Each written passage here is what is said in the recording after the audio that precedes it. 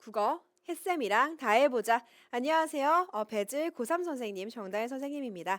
여러분들이 지금 이 강의에서 듣게 될 내용은 우리 3월 학력평가 현대문학 모음입니다. 그래서 현대시랑 그 다음에 현대소설로 이루어져 있어요. 바로 한번 들어가 볼게요. 일단은 작품 해설 위주보다는 문학 해설 위주로 들어갈 거라는 거 생각을 해주시고요.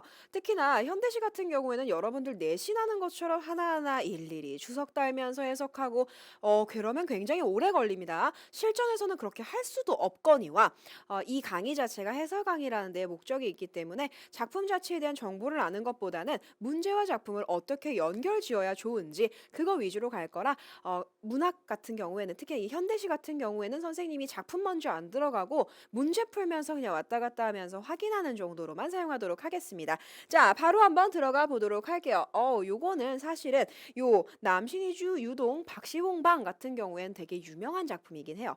여러분들 어지간하면 고1, 고2 때 교과서에서 한 번 이상씩은 다루는 작품이기 때문에 어렵지는 않을 거라고 생각은 하는데 기억에 남아있지 않은 작품일 수는 있겠습니다.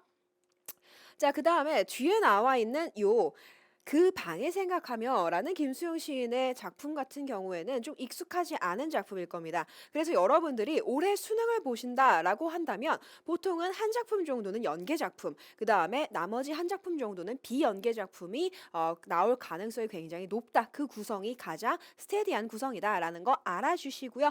자, 그러면은 이거 문제 풀기 전에 뭐부터 하는 거라 그랬지? 보기부터 읽어야 여러분들이 이 작품은 요런 맥락으로 해석을 해야 되는구나를 알고 갈 수 있다고 했어요. 자, 그러면 들어가 봅시다. 자, 시적 공간의 하나인 방은이라고 얘기했으니까 이 두 작품 모두 방이라는 공간이 나올 겁니다. 그죠?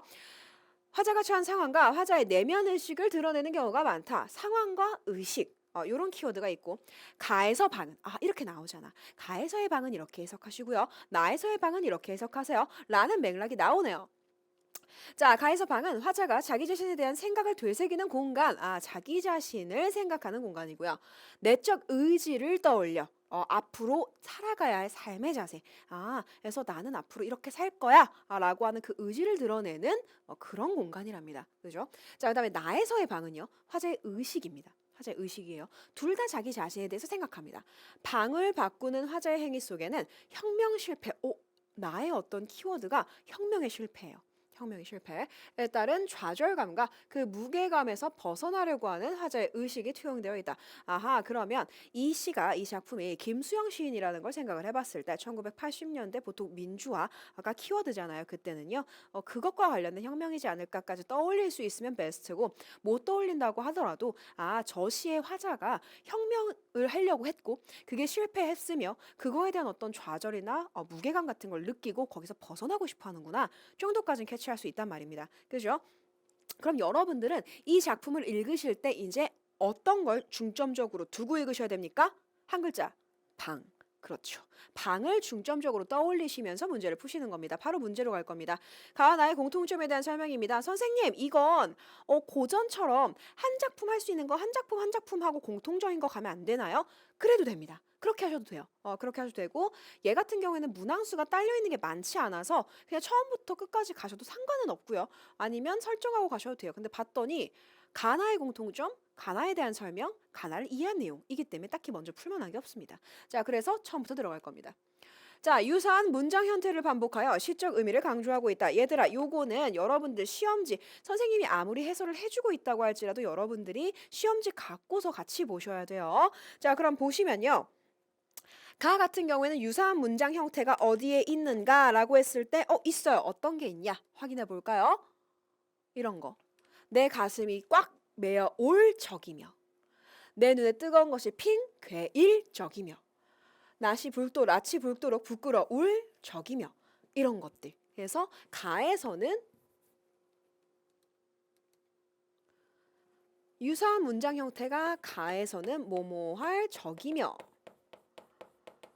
라는 문장 형태가 반복이 되어 있고요. 그죠? 자, 그 다음에 나에서는 되게 많아요. 혁명은 안 되고 나는 방만 바꾸어 버렸다. 혁명은 안 되고 나는 방만 바꾸어 버렸다. 혁명은 안 되고 나는 방만 바꾸었지만 있죠. 그죠? 자, 그래서 유사한 문장 형태 바꾸고 있는 거 있습니다.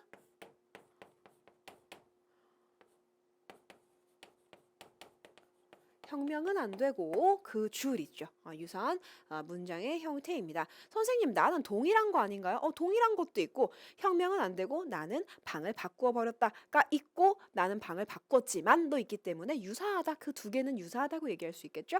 정답 바로 1번입니다. 어렵지 않아요? 자, 추측을 나타내는 표현을 활용하여 대상의 양면성을 부각하고 있다 라고 했을 때 딱히 가에서는 그런 게 없습니다. 가에서는 양면성이 드러나는 애들은 없어요. 추측을 하는 말도 없고요. 자, 나 같은 경우에는 추측을 나타내는 표현이 있습니다. 이런 것들. 뭐 그 방의 벽은 나의 가슴이고 나의 사지일까? 이런 거. 나는 모든 노래를 함께 남기고 왔을 것이다. 이런 것들은 다 추측이죠. 남기고 왔다. 나의 사지다 라고 확실하게 얘기하지 않습니다. 뭐뭐 할 것이다, 뭐뭐 할 게다 라는 게 나와 있기 때문에 뭐뭐 할 것이다 라든지 뭐뭐일 게다 라고 얘기하는 건 추측형이 맞지만 뭐다? 대상의 양면성이 부각되진 않습니다. 그래서 확실하게 여기서 X. 자, 반어적 표현을 사용하여 대상이 지닌 부정적 가치를 드러내고 있다 라고 했을 때 반어적 표현을 사용하고 있는 거 가에선 딱히 없는 것 같고 나에서는 봐봐요. 이런 거. 내가 혁명에 실패했습니다. 내가 굉장히 중요한 가치를 두고 있었던 걸 실패해버렸어요. 그랬는데도 불구하고 얘는 나는 근데 좀 기쁘고 풍성하대요. 사실은 내가 원하던 거 간절히 추구하던 걸 실패해서 그거에 대한 좌절감과 그 실패의 무게감, 부담 같은 걸 느끼고 있는 상황에서 봐봐. 방을 잃고 낙서도 잃고 기대도 잃고 모든 걸 잃어버렸는데도 기쁘고 풍성하다고 얘기하는 건 반어적일 수는 있어요. 내가 그렇게 벗어나고자 하는 그런 모습을 드러내기 위해 이렇게 썼다라고 해석은 할 수 있을 것 같고 겉으로 봤을 땐 뭔가를 잃어버렸는데 기쁘다라고 얘기를 하니까 이거는 일종의 반어가 될 수도 있겠네요. 그죠? 반어적으로 진짜 기뻐서 얘기한 게 아니겠지. 그치? 자, 그래서 그럴 수는 있겠는데 딱히 그거에 대한 부정적 가치는 아니겠죠. 그래서 정말로 잃어버린 게 기쁘다가 아니라 사실 잃어버린 게 슬픈 건데 이렇게 반어적으로 드러낸 거일 수도 있습니다. 일단 가에서는 확실하게 없으니까 제끼시면 되고요. 자, 그 다음에 계절감이 드러난 시어를 활용하여 화자가 처한 상황. 가에서는 있어요. 추위라는 게 있습니다. 겨울인 걸 드러내고요. 나에서는 딱히 계절감 드러내는 시어 없습니다. 표면에 드러난 청자에게 말을 건네는 방식으로 화자의 정서 드러내고 있다 라고 했을 때 둘 다 표면에 드러난 청자에게 말을 건네진 않습니다. 그냥 자기 독백체로 혼자서 하는 듯한 말투를 취하고 있죠. 그렇기 때문에 정답은 1번 바로 나올 수 있는 겁니다. 하나씩 딱딱딱 떼어서 근거로 들 수가 있어요. 특히나 문학은 1:1 매칭이 가능하더라 라는 거 항상 기억해 주시고요. 자, 그 다음에 29번 갑시다. 가와 나에 대한 설명으로 적절하지 않은 것을 고르시오 라고 했을 때 첫 번째 가에서 꽉과 핑은 화자가 자신에 대해 느끼는 심정을 부각한다. 그럼 꽉이랑 핑이 뭐랑 연결돼 있는지를 봐야 될 거 아니야. 꽉과 핑. 내 가슴이 꽉 메울 적이며 내 눈에 뜨거운 것이 핑 괴일 적이며 라고 했을 때는 가슴이 꽉 메는 건 언제 가슴이 꽉 메어요? 답답할 때. 그죠? 그 다음에 뜨거운 것이 핑 된다는 건 뭐예요? 주룩주룩 눈물이 흐른다. 그죠? 그렇기 때문에 정서가 강조, 부각될 수가 있는 겁니다. 그래서 답답함이나 혹은 뭐 슬픔 이런 것들을 우리가 끌어낼 수 있네요. 그 다음에 가에서 앙금이 되어 가라앉는 것으로 제시한 것은 화자의 내적 갈등이 심화되는 양상을 드러낸다. 봐봐. 얘들아 잘 봐봐. 앙금이 되어 가라앉는다고 얘기를 했어. 그 부분을 한번 보자 이거지. 자, 봐봐. 요 부분입니다. 잘 봐봐. 내 어지러운 마음에는 갈등이 있었어요. 그죠? 슬픔, 한탄 이런 것들이 가라앉을 것은 차츰 앙금이 되어 가라앉고 슬픔과 한탄 같은 것들이 앙금이 되어서 가라앉는데요. 그렇다는 이야기는 이건 심화가 아니라 완화겠죠. 오히려 이게 가라앉는데 그치? 내 표면에 나를 너무 어지럽게 했던 것들이 앙금이 되어서 가라앉는다 라고 얘기를 합니다. 그래서 다른 슬픔이나 한탄 같은 거 없이 외로운 생각만이 든다고 얘기를 하네요. 자, 그럼 봐봐요. 앙금이 되어 가라앉는 것으로 제시한 건 내적 갈등 심화가 아니라 완화라고요. 가라앉는다고 했으니까 더 이상 떠오르지 않는다. 갈등이 점차 차분해진다라는 걸 알 수가 있는 거죠. 자, 그래서 정답은 2번이고요. 어렵지 않죠. 내가 화려하게 해석한 거 없어요. 여기에서의 앙금이 무슨 의미인지 이게 가라앉는다는 게 어떤 걸 상징하는지 이런 걸 설명하지 않습니다. 그냥 외로움, 뭐 슬픔, 외로움은 떠오른다고 했으니까 슬픔이나 한탄 이런 게 앙금이 돼서 가라앉는다며 떠오르지 않았잖아. 그러면 이거는 심화가 아니라 완화지. 단순하게 얘기한 거야. 그죠? 이런 식으로만 해석해도 문제 충분히 풀린다. 자, 그 다음에 가에서 쌀랑쌀랑을 반복적으로 사용한 것은 화자의 감각 체험이 연상작용으로 이어지고 있음을 드러낸다. 요거 그냥 쌀랑쌀랑 나온 부분 읽으시면 됩니다. 그죠? 자, 그 다음에 사우라와 일하라를 각각 헛소리와 연결한 것은 이 혁명의 외침을 공허하게 느낀다. 그럼 이렇게 연결돼 있는지만 확인하시면 돼요. 자, 이렇게 일하라, 일하라, 일하라는 말이 헛소리처럼 울리고 있다. 그죠? 굉장히 허무하게 마치 싸우라, 싸우라, 싸우라는 말이 헛소리처럼 지키고 있을 것이다. 혁명의 이 울림이 외침이 굉장히 공허하게 느껴진 거 그대로 연결된 거 맞죠? 나에서 쓰디쓴을 달콤함과 대비한 것은 자신이 지향해온 것과 괴리된 현실에 대한 화자의 정서를 부각한다. 쓰디쓴과 달콤함을 그럼 한번 보도록 합시다. 자, 나의 입속에는 달콤한 의지의 잔재 대신에 다시 쓰디쓴 담뱃진 냄새만 되살아났다. 달콤함과 쓰디쓴은 서로 대조가 되고 있고요. 내가 의지는 이렇게 있었으나 어때? 이렇게 쓰디쓴 것만 남았다 라고 얘기하니까 어떻게 되는 겁니까? 지향해 온 것과 괴리된 것. 나는 이런 의지를 가지고 있었는데 나에게 남은 건 이것뿐이다. 그래서 괴리된 현실에 대한 화자의 정서 굉장히 허무하고 힘들겠죠. 좌절을 느끼고 있을 거고요. 이해됐습니까? 오케이, 좋습니다. 자, 그 다음에 30번입니다. 보기를 읽었기 때문에 우리는 바로 문제로 갈 겁니다. 헷갈리는 게 있으면 1, 2, 3단계를 구성을 취하라 라고 말씀을 드렸고요. 자, 그럼 보자. 선생님은 바로 그냥 1, 2, 3단계 구성으로 한번 들어가 보도록 할게요. 가는 쥔을 붙인 방을 습내나는 춥고 누긋한 방으로 묘사함으로써까지 이게 맞는 내용인지 그냥 그대로 읽으시면 돼요. 그죠? 화자가 처한 현실 상황의 초라함. 봐봐, 얘들아, 니들이 방에 있는데 습내나는 춥고 누긋한 방이에요. 느긋한 건 좋은 거 아닌가요? 그러면 이거 무슨 단어인지 모르면 빼세요. 습내나고 춥대요. 그 방은 썩 좋은 방은 아닙니다. 그죠?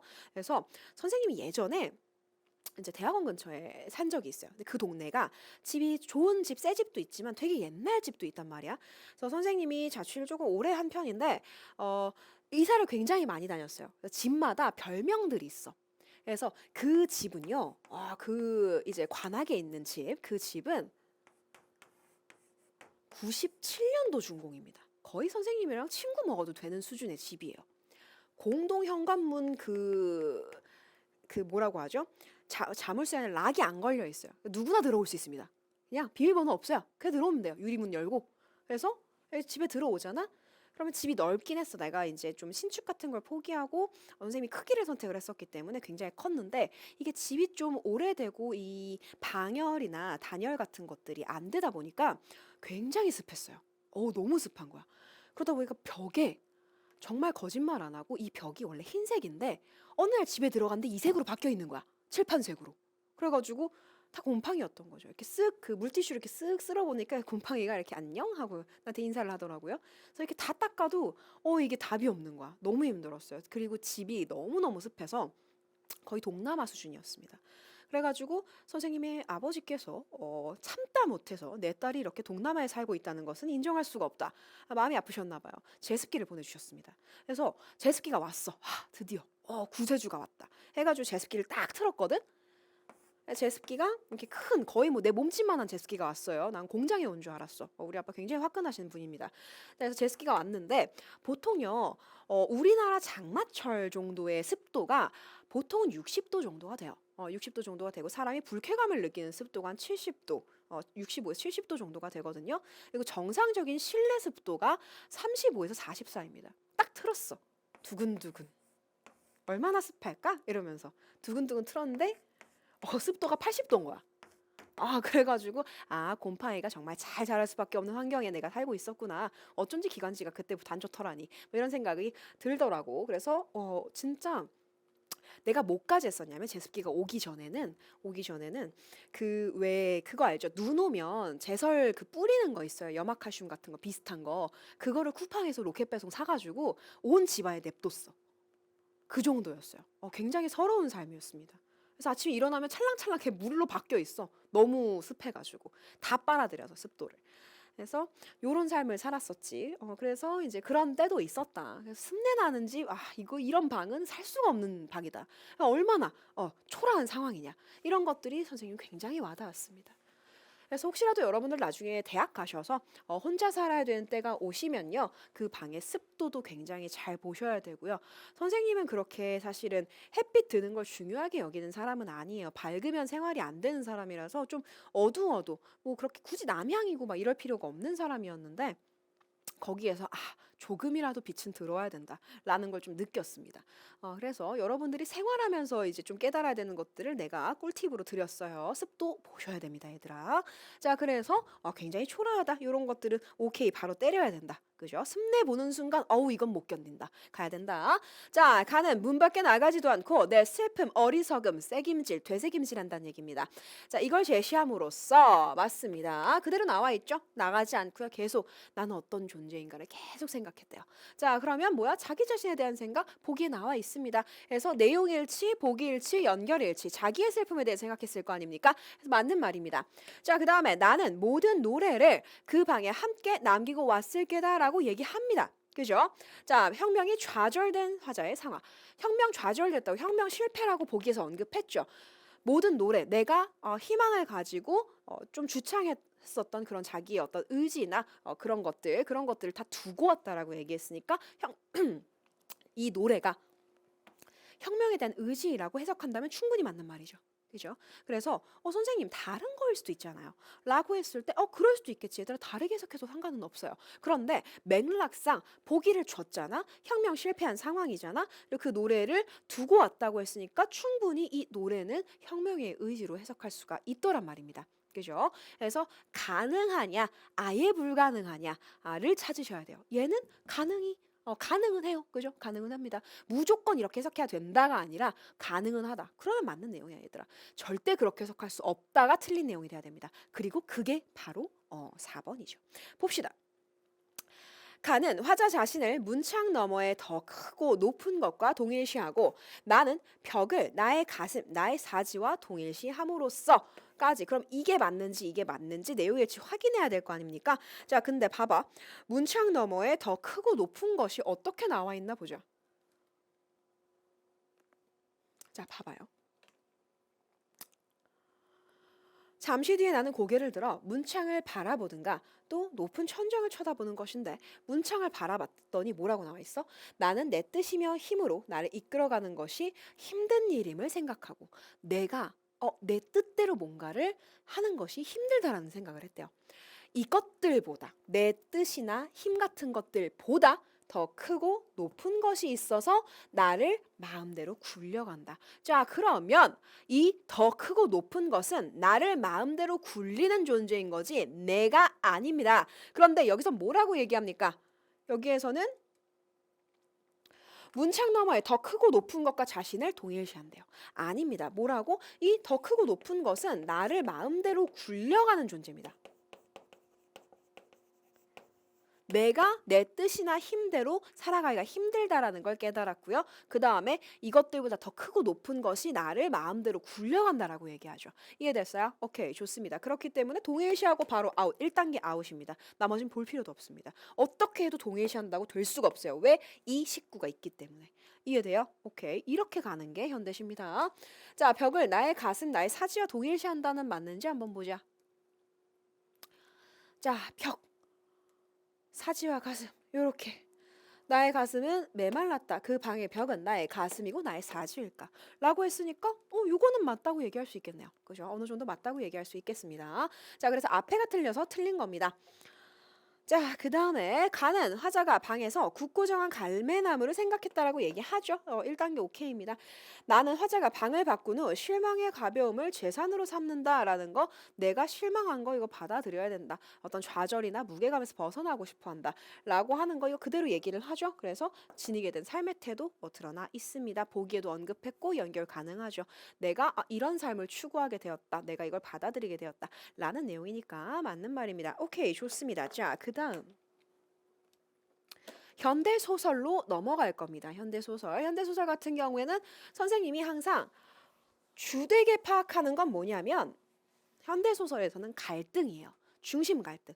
얘가 뭐 때문에 힘들어하는지 혹은 뭐랑 뭐 때문에 누가 부딪히는지 이러한 사건이 이 사람에게 어떤 영향을 불러일으키는지 이런 것들이 이제 포인트가 된다. 그렇기 때문에 얘는 들어가기 전에 일단은 뭐다? 문학이기 때문에 보기 먼저 캐치를 하셔라. 아마 여러분들이 그렇게 익숙한 작품은 아닐 겁니다. 무기질 청년입니다. 무기질이면 단백질도 무기질이었나? 뭐 이런 생각부터 들더라고 나는. 무기질 청년. 왜 무기질 청년인가 한번 보자. 자, 보기 보시면요. 무기질 청년은 일종의 액자 소설입니다. 액자 소설이라고 했기 때문에 외화와 내화로 나뉘어져 있을 거고요. 두 이야기의 서술자가 다를 확률이 굉장히 높겠죠. 내부 이야기와 외부 이야기가 번갈아가며 서술되는 방식을 취하고 있다. 아하, 번갈아가며라고 했으니까 내부, 외부, 내부, 외부 이런 식으로 가겠네요. 그죠? 자, 그다음에 내부 이야기는 외부 이야기에 나가 제시한 이만집의 일기로 외부 이야기는 주로 내부 이야기의 인물들과 사건에 대해 외부 이야기에 나가 제시한 소감과 비평으로 이루어져 있다. 아하, 그러면 여기 딱 나오는 거야. 내용이 벌써 나와버렸어요. 내부 이야기는 자, 이 작품에서 무기질 청년에서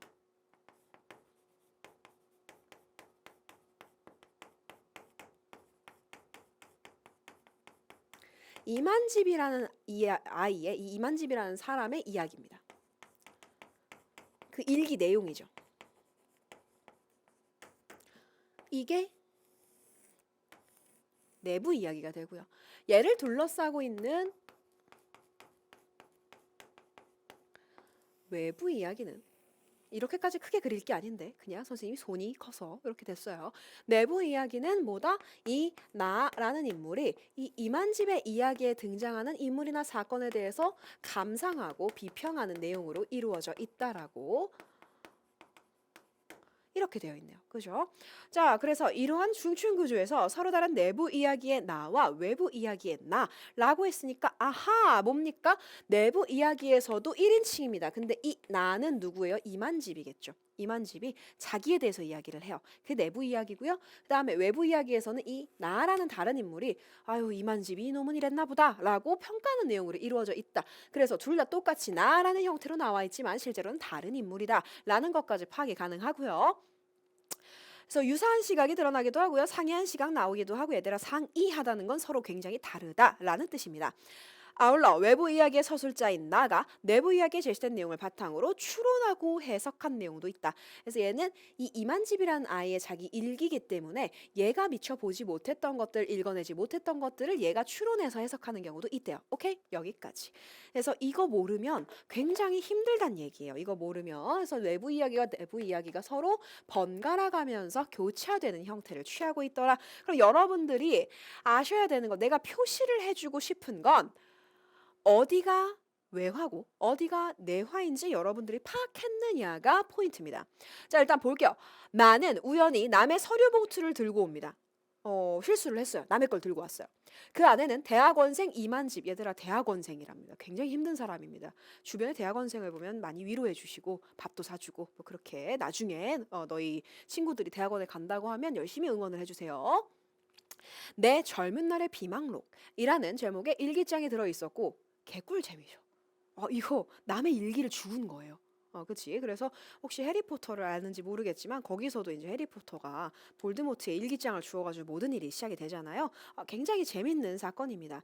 그래서 선생님은 일기를 어플로 씁니다. 일기장을 쓰지 않아요. 혹시라도 주우면 굉장히 창피할 것 같으니까. 자, 그래서 일기장이 들어있었고요. 나는 그 일기를 읽습니다. 그러면 이 외부 이야기에 나가 얘를 알 수 있었던 건 일기를 주었기 때문입니다. 그죠? 오케이, 좋습니다. 자, 아버지의 눈에 눈물이 어려 있는 것을 보고 나는 단숨에 염색 공장을 찾아온 사연을 쏟아내기 시작했다. 선생님이 이 앞부분만 읽고 어디까지가 내화인지 파악하려고 읽어주는 거야. 자, 경지비형 보는 순간 얘 이름이 뭐야? 만집이에요. 그렇기 때문에 경지비형이면 지? 누구? 형제겠지. 그지? 그렇기 때문에 이 부분이 지금 이만집이 자기 이야기하는 파트구나. 그러면 여러분들은 어떻게 체크하셔야 됩니까? 여기가 내화구나. 이렇게 체크할 수 있겠죠. 자, 그래서 쭉쭉쭉쭉쭉쭉쭉 읽다가 이 뒤에 부분 다 앞에 내화라고 표시하시고요. 여기도 다 내화 내용입니다. 아버지가 적극적으로 나서지 못한 아버지의 삶에 대해서, 아버지의 무기력함에 대해서 이만집이 이야기하고 있는 부분입니다. 자, 그런데 아버지에 대한 사무치는 애정 이런 게 이제 생겼었대. 애증으로 아버지를 너무 사랑하지만 되게 무능한 아버지에 대해서 참담했었어. 근데 뜻밖의 부정, 그 다음에 그것에 대한 어떤 적의, 적개심 같은 거죠. 백지한장 차이다. 그런 걸 확인을 했을 때 그 애증이란 감정을 확인한 게 자기한테는 굉장히 큰 수확이었다라고 얘기하는 것까지가 내화의 내용이고요. 자, 이만집의 어머니는 일찍 타계했다라는 건 세상을 떠난 겁니다. 그렇기 때문에 돌아가셨다라는 이야기를 높여서 얘기하는 겁니다. 그의 비망록 어느 구석에도 어머니에 대한 언급이 없는 걸로 봐서는 얘가 지금 추측하는 겁니다. 누가? 외화의 서술자 나가 일기를 읽고 얘는 일기에 어머니 이야기가 없네? 라고 하는 중이니까 이렇게 예상을 하고 있는 중, 추측하는 중입니다. 그래서 쫙쫙쫙쫙 지금 외화의 서술자 나가 이만집의 스토리에 대해서 이야기를 하고 있는 거고요. 자, 그 다음에 중략 전까지가 외화의 이야기입니다. 여기까지가 외화의 내용이고 다시 한번 내화가 들어갑니다. 큰형 집을 모두 함께 나오려 했을 때 다시 한번 내화가 드러나죠. 셋째 형수라는 게 집단에는 애교를 부리며 한다는 소리가 또 내 부하를 긁어놓았다. 지금 대학원생한테 이딴 말을 한 겁니다. 뭐라고 했냐면 도련님 언제 취직할 거예요? 막 이런 거예요. 굉장히 때리고 싶죠. 그죠? 그래서 막 그렇게 열심히 공부해서 어디다 쓸 거예요? 어머 석사 나오셨다고요? 박사까지 하신다고요? 그거 어디다 쓸 거예요? 이런 거예요. 굉장히 화가 나겠죠. 그죠? 아직 연애를 못해서 돈 벌기도 싫나 봐요. 말을 이딴 식으로 합니다. 안 돼요 여러분. 이렇게 하면 싸움이 납니다. 나는 하는 수 없이 말 같지 않은 말에 응했다. 이만집이겠죠. 그죠? 연애하고 취직하면 돈이 중요한 줄 알게 될 거란 소리로 들리는데요. 뭐 그런데 뭐 돌대가리인 제가 정말로 스스로를 돌대가리라고 생각하진 않을 겁니다. 그죠? 겸손한 표현으로 일부러 비꼬는 거예요. 제가 보기엔 돈이란 돈 좋아하는 사람이 쫓을 권리가 있는 것 같아요. 저는 뭐 돈을 그렇게 좋아하는 사람, 속물이 아니어서요. 라는 뜻이 되는 거죠. 그러니까 셋째 형수, 당신은 지금 속물이니까 그렇게 돈을 좋아하는 거지? 라는 말을 넣어준 거죠. 그죠? 이런 식으로 지금 이제 대화를 하는 장면이 드러나 있습니다. 자, 그래서 여기까지 너희 내외나 너네 부부나 돈 많이 좋아해서 호의호식하고 니네 닮은 세대가리 후세나 잘 키우면서 평생 그냥 집값을 어라 까지가 내화의 내용입니다. 마음이 상했어요. 자기한테 그렇게 얘기를 해서 셋째 형수가. 자, 그리고 나서 내가 보기에는 이만집의 셋째 형처럼 영리한 형제가 집안에 하나쯤은 있어 가문을 덩실하게 살려주면 좋겠는데 이 부분이 뭐겠습니까? 이 부분이 외화의 내용이고 여기까지가 외화의 끝이겠죠. 이해됐어요? 오케이, 좋습니다. 자, 그래서 보시면요. 전반적으로 이 작품의 구성은 맨 처음에 여기 나와 있는 부분만이다, 얘들아. 여기 나와 있는 부분만 그래요. 내화, 외화 이렇게 적을게요. 내화, 외화, 내화, 외화로 이루어져 있어요. 그죠? 그렇기 때문에 충분히 교차된다라고 얘기할 수 있겠죠. 이렇게 봐도 교차고요. 이렇게 봐도 교차입니다. 교차가 되려면 앞서 나온 게 한 번 더 언급돼야 교차예요. 그래서 여러 번 교차되고 있다라고 얘기할 수 있겠네요. 자, 바로 문제로 한번 들어가 보도록 하겠습니다. 자, 31번입니다. 윗글에 대한 이해로 가장 적절한 것을 고르시오라고 했을 때 이만집은 아버지의 학력이 아버지 삶에 기여했다고 생각한다. 아닙니다. 뭐라고 얘기를 하냐면 전혀 무용지물이었다라고 얘기하죠. 아버지 학력은 전혀 무용지물이었다. 그래서 삶에 기여했다? 아닙니다. 전혀 무용지물이었다. 이란 말이 등장해요. 그렇게 절대 쓸 데가 없었다라는 뜻이죠. 그죠?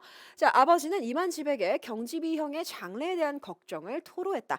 아닙니다. 아버지는 안타까워하는 내색도 자제합니다. 그 이야기를 경지비 형이 사고를 내서요. 해서 이제 자기가 일하는 연색 공장에 찾아온 만집이 이야기를 듣고 말없이 일어납니다.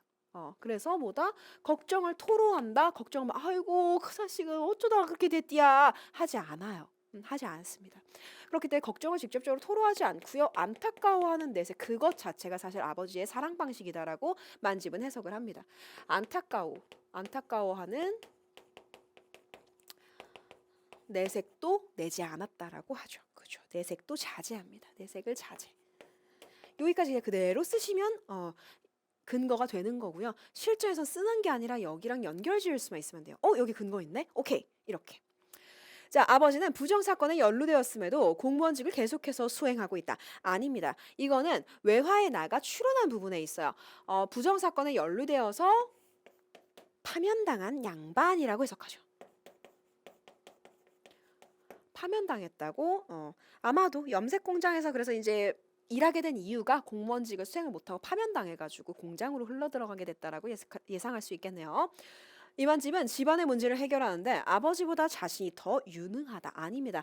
내가 낫지. 아우 아버지는 하는 게 뭐가 있어? 없어요. 뭐라고 얘기하냐면 나는 얼마나 더 무력한가 라고 얘기하죠. 아버지도 그렇게 적극적이고 유능하진 않지만 나 역시 굉장히 무력하다라고 얘기합니다. 그래서 얼마나 더 무력한가 에서 알 수 있습니다. 자, 이만집은 경집이 형의 차설과 관련된 내용을 알리기 위해 찾아갔다. 이건 너무 맞는 말이죠. 뭐라고 합니까? 그냥 제가 알리러 왔어요 라고 얘기합니다. 그래서 이 부분 그냥 제가 알리러 왔어요. 이 부분 연결 지으시면 됩니다. 그래서 얘는 어렵지 않게 정답 5번으로 선택하실 수가 있는 문제 유형입니다.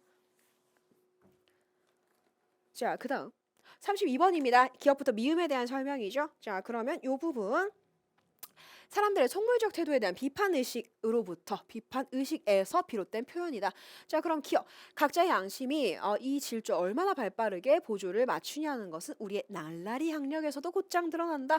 라는 거. 그러니까 각자의 양심은 이렇게 너무 잘 변하고 그런 거에 맞춰서 우리는 행동을 한다. 라고 했으니까요. 사람들의 속물적 태도, 날라리 학력이라고 얘기를 하죠. 그죠? 속물적 태도에 대한 비판의식, 속물적 태도에 대한 비판의식. 우리 학력은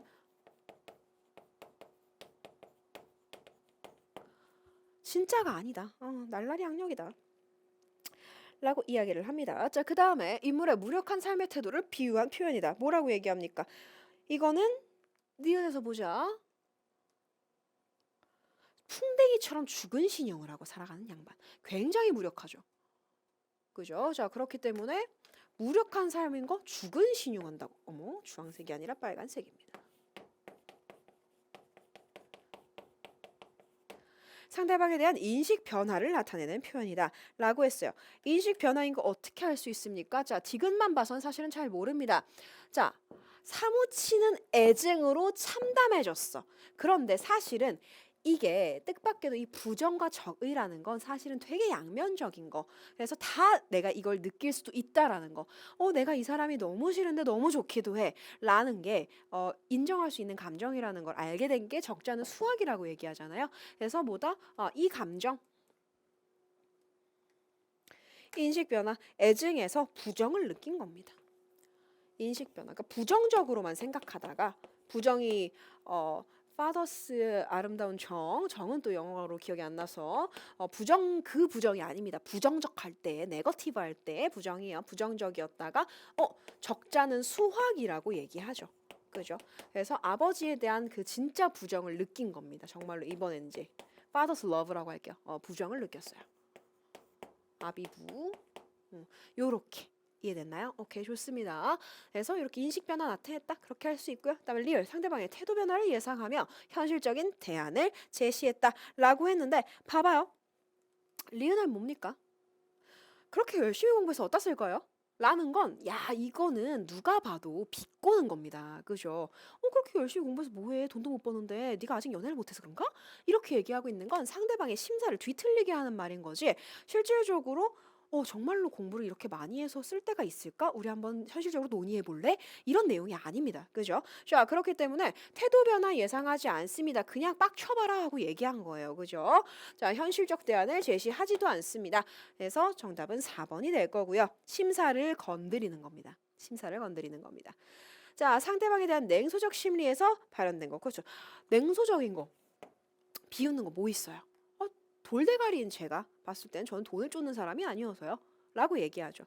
자, 그래서 너넨 속물이야 라는 걸 얘기해 주는 겁니다. 돌대가리부터 돈을 좋아하는 사람만 돈을 쫓더라고요. 라는 건 너네는 돈 쫓는 속물이다 라는 거 얘기해 주는 겁니다. 그죠? 오케이, 좋습니다. 요렇게 해석하시면 되겠고 33번으로 또 바로 한번 넘어가 보도록 할게요.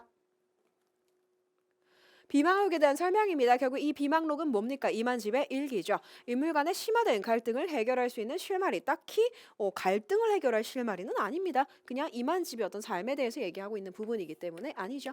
특정 인물의 기록. 뭡니까? 특정 인물 이만집의 기록을 통해 일기니까요. 사회현실 문제점. 공부 많이 한 사람들 잘 살지 못하고요. 그죠? 학력이 아무리 높더라도 그렇게 자신의 사회적 위치와 일치하지 않는 모습 아버지처럼 보여주고 있다라는 거 바로 2번이 정답입니다. 특정 인물의 기록, 이만집의 기록을 통해서 사회현실의 문제점, 어떤 학력 부분이라든지 어떤 인성 부분이라든지 뭐 이런 부분들에 대해서 이야기를 합니다. 자, 그 다음에 정답은 그래서 2번인 거고, 계절 변화에 따른 사건의 다층적 변화 나와 있지 않습니다. 계절 변화 딱히 없고요. 사건이 굉장히 다양한 방향으로 분화되지도 않습니다. 동시적 사건들을 병치하지 않습니다. 동시적 사건이라고 했을 때는 아버지에게 경집의 사고를 알리기 위해 갔던 그때 이런 일도 일어났다, 이런 게 있어야 되는데 없죠. 동시적 사건의 병치 없습니다. 상반된 관점 없어요. 자, 여러 감각을 사용한 배경 묘사라는 건 여러 감각이라고 했으니까 우리가 알고 있는 그 오감 중에 2개 이상 드러나야 되는데 그것도 딱히 나와 있지 않고요. 주로 시각이죠. 비극적 사건이 도래할 것이다라는 걸 제시하지도 않습니다. 오케이, 여기까지. 그래서 정답이 2번이었고, 자, 그 다음에 뭘로 들어갈 거냐? 마지막, 우리 이거 읽었죠? 그럼 바로 문제로 들어갈 수 있겠지. 자, 윗글을 바탕으로 보기에 A, B를 이해한 내용으로 적절하지 않은 것을 고르시오라고 했을 때, 자, 그러면은 A는 뭡니까? A 뭐였어요? 내부 이야기. 내부 이야기에 나고요. B는 외부 이야기에 납니다.